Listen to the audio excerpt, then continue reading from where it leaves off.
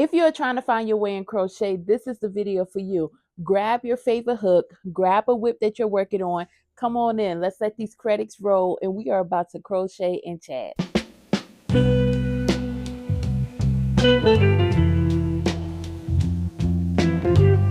Hello, my beautiful, amazing crochet family. I am your one and your only Lady of Crochet, Lady-Samoan, and we are back with another video. Yes, yes, yes, y'all. Listen, I wanted to come on and just have this little short conversation because this came to my mind. I was talking to my son, and I'm like, you know what? I'm sure other people may have experienced this. Let's have a conversation about it. So, I hope you have grabbed your favorite hook, your favorite project, or whatever you're working on. I was going to work on the granny square blanket for this video, but I was like, nah, I'm doing this little hat. I'm going to show y'all.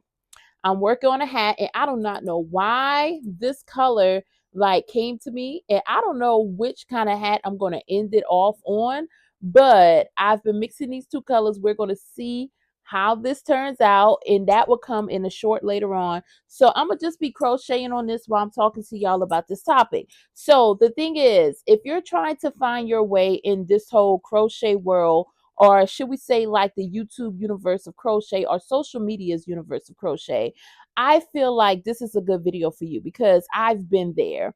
And what made this spark a conversation with my son was he is into drawing. And he was telling me, he was like, "Mom, I think I'm at the point now where I want to start back and pick up my drawing." And I'm like, "Okay, great," because I encourage my kids all the time, like, whatever it is that you love to do, I want you to express it in the highest way possible, but I want you to be able to not only just do it because it's something that you can do, but I want you to do it because it's something that you want to do and something that you love to do.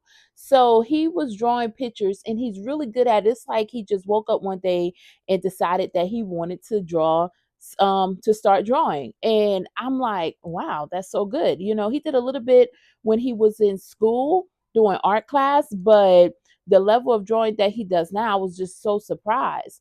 But what ended up happening, and I'm using his story as an example, what ended up happening was that he went on YouTube and social media. He started looking at all these other people who could actually draw. So he was getting inspired, but not only was he getting inspired, he began to draw things based, like, it was almost like he was getting inspired to the point to where he wasn't drawing what he wanted to draw. It was more so like, oh, this is cool, I see this, so I want to remake my own version of this as well. And it's nothing wrong with that, but sometimes when you begin to do that, you kind of get lost. You know what I'm saying? You have a love for something, but you can get too inspired by other people's work to where you start going down their road to where the journey led them versus what road you're supposed to be going down, right? So other people, and then people begin to see that he could draw, so he had a lot of requests of like, hey, can you draw this, can you do this, or whatever. And then at that point, what ends up happening is that the request turned into, hey, I love this thing, but now I have deadlines make you kind of like have to go forth and do a thing, but then in your mind you're like, listen, I didn't sign up to do it in this manner. I love doing it, I want to create for people, but then now it's not fun anymore. It's not exciting. So he went through that phase, right?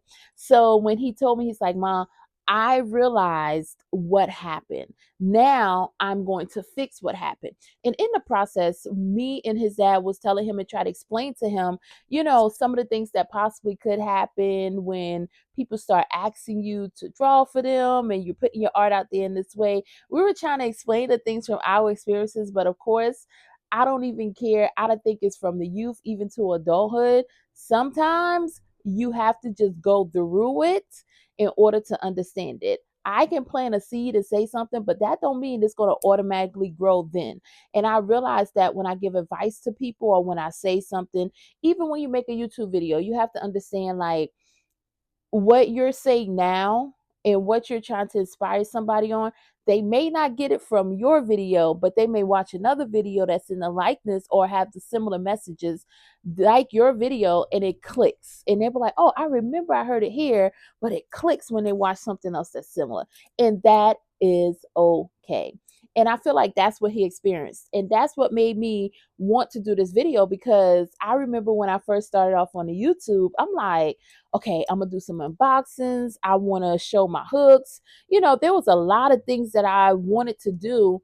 And honestly, I was inspired to do YouTube because I love crochet, but then I also used to follow some people that I'm just like, oh my goodness, I love what they're doing in the crochet community, and I'm doing this thing already, so I want to add to it. But then one thing that always sticked out to me was that I knew I wanted to add when it came down to the YouTube, and I said this in my last video. I knew I wanted to add positivity to the YouTube streets, but I didn't know how I was going to incorporate everything, right?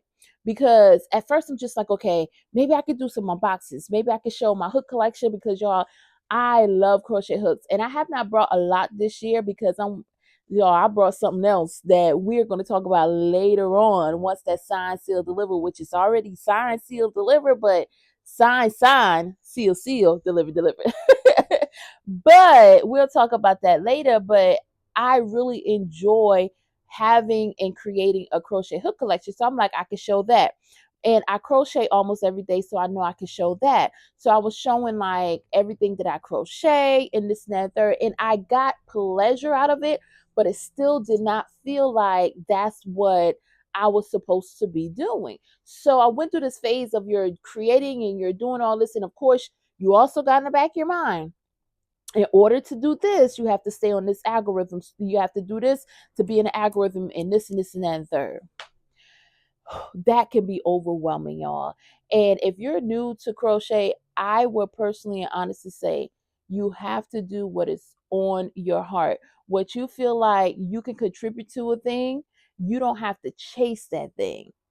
Everything will come and be attracted to you once you do it with your whole heart, with love in your heart. Once you do it and you're at the point to where you're like, listen, this right here is my portion of what I can contribute to this thing, and I'm not copying anybody. I may get inspired, but my inspiration for this thing is really just something that I already have within, that I'm going to actually just add to what somebody else may have already doing. So once you get to that point, I think your happiness, your flow, and everything follows, right? So for me, and hearing my son's story, I was sitting there like, you know what? That's it. That's it. And I think a lot of people have challenges with that, because a lot of people would want to start something like crochet, or crochet YouTube channel, or even crochet on Instagram or any social media platform. And I'm a part of a lot of you like Facebook groups when it comes to crochet. And one thing that I've been seeing lately that's been so beautiful was that people say, you know what? I just built up the courage. I jumped in and I just started a channel. Like I started Instagram or TikTok, whatever social media was, and they were like, I just woke up and I got 1,000 followers. Y'all, the beautiful thing is we may all be out here in these crochet streets doing similar things, but you have to understand what you're doing is unique to you. There are people who will be attracted to your work, and there's something that we all have that's a uniqueness that comes with our work that separates us from everybody else, that makes people say, oh goodness, I can learn something from her. You know what I'm saying? Because sometimes, when you get in this mind, in this space that, oh, well, I'm not going to do it because everybody else is doing this. No, there's a piece of what you're doing or a technique in your crochet that you can share with somebody, and it'll click for them. And even though they may know of this technique or know of this version of thing to do, it doesn't click until they hear it from you. You know what I'm saying? So keep that in mind. Don't get discouraged because you're like, oh, everybody is crocheting. Everybody's crocheting hats. Everybody's crocheting amigurumi. Or you may think like, because this was a thought of mine, I'm all over the place. As in like, I love amigurumi. I love crocheting hats. I love crocheting blankets. Nobody is going to want to stand the test of time because it's like, she just crochet everything.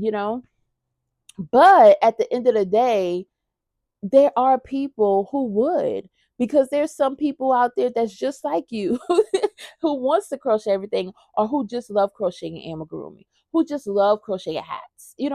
So the thing is, I would say whatever it is that you're doing, and it doesn't have to just apply to crochet, it can apply to other things in life too, y'all. Just do it. Just add your thing to it and understand we are all, no matter how seasoned it seems that somebody is, y'all, we are all students to the thing that we devote our time to. Let that sink in. We will always continue to be students as long as we're on this earth, because life is ever changing. Like, change is going to happen every single day. So you become a student. Like a hairdresser, they're always a student. I don't care if you're like a master cosmetologist type person or a master barber or whatever, you're still a student to that craft, because guess what? As time change, people like different stuff, and they're going to want, hey, I don't want the same, like we were wearing quick weaves or bobs or whatever. I don't want that anymore. I want, maybe I don't know what they wear now, y'all. I wear locks, but whatever the new thing is, they may want that new thing. So as a person who's actually doing whatever it is when it comes down to that craft, you're going to have to still elevate and keep learning something new. So we always remain students in life. I don't care what path we're on. I don't care what it is. You're always going to remain a student, because there's always something to learn. So with that being said, y'all, I hope I wasn't all over the place. I'm going to be doing a lot more videos like this, because when I'm inspired to actually send a message or talk to y'all, I feel like I'm going to just cut the camera on and we're going to talk. We're going to have a conversation, because that's one part of what I feel like my purpose is on this earth, is actually to uplift, to inspire, to spread love. And it's through my crochet, but it's also through my words. And I'm very intentional about that, because I feel like, our words have the ability to shape worlds, and we have to be mindful of the things that we put out. And I want to make sure that I'm putting out nothing but great things, because I feel like it can really affect a generation, it can affect a life. You know what I'm saying? Like, we have to be mindful of the things that we say and the things that we do. So when these crochet screech, y'all are going to have some love and inspiration from the Lady of Crochet. You know what I'm saying? And I'm going to show y'all all these projects that just I'm inspired to do. But with that being said, before we leave out, let me show y'all a little bit. I think I did pretty good, y'all. We are forming this hat. Like I say, I don't know why these colors, but I think it's going to turn out cute. And I'll show on a reel or a short, I'll show y'all how this hat is going to turn out. But I don't know. I like the colors. It's looking good. Um and I'm using the Red Hearts, um what is it, y'all? A granny square yarn, and the teal is actually just a different regular value yarn. So I think it's going to be cute. I don't know if I'm going to turn it into like a ruffle hat, or if it's going to be a wavy hat, or what. I know it's just going to be cute. So before we get up out of here, y'all know we have to get our inspiration, and I have to fill this jar up, because we getting low on the inspiration jar, y'all. But we're going to pull what's supposed to be pulled today, because I'm sure it's a message that we all need to hear, including myself. So let's see. So the message for today says, okay, you are what you do, you are what you do, not what you say you'll do. And that right there goes right back. And this happens all the time with everything when I'm recording the videos. We got something loud coming by. I'm sorry, y'all.